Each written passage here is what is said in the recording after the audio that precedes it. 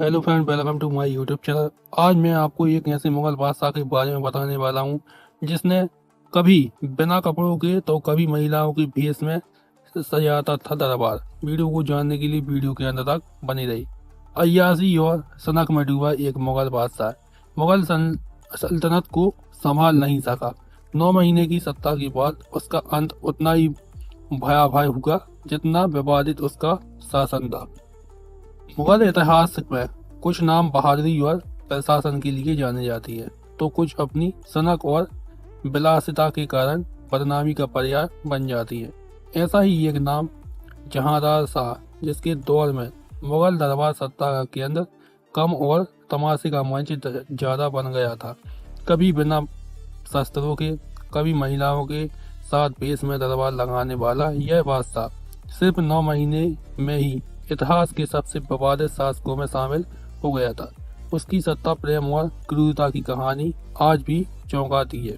बहादुर शाह की मौत के बाद सत्ता संग्राम। साल 1712 में मुगल सम्राट बहादुर शाह प्रथम के निधन के बाद सल्तनत में उत्तराधिकार को लेकर जबरदस्त संघर्ष शुरू हुआ।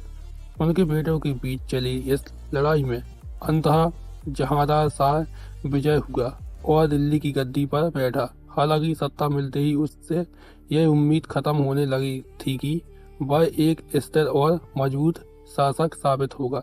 इतिहासकारों के अनुसार जहांदार शाह शासन से अधिक भोग विलास में रुचि रखने लगा था।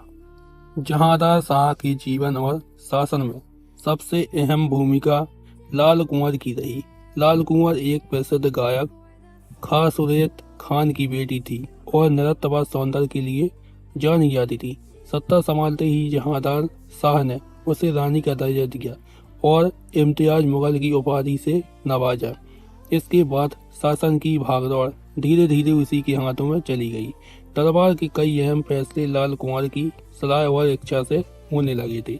लाल कुंवर ने अपने प्रभाव का इस्तेमाल कर अपने परिवार और करीबी लोगों को ऊंचे संबल और जागीरें दिलवाई।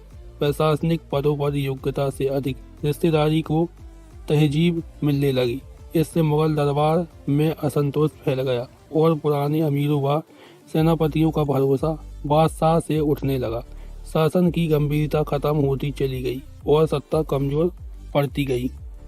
इतिहास में जहांदार शाह को सिर्फ अय्याशी नहीं बल्कि क्रूर शासन के रूप में भी याद किया जाता है। कई विवरणों में उल्लेख मिलता है कि उसने अपने ही बेटे को सत्ता के लिए खतरा मानकर कठोर फैसले लिए। इसके अलावा आम लोगों के प्रति उसका व्यवहार भी बेरहम बताया जाता है। जहांदार शाह की सबसे ज्यादा चर्चा उसकी अजीब हरकतों को लेकर होती है।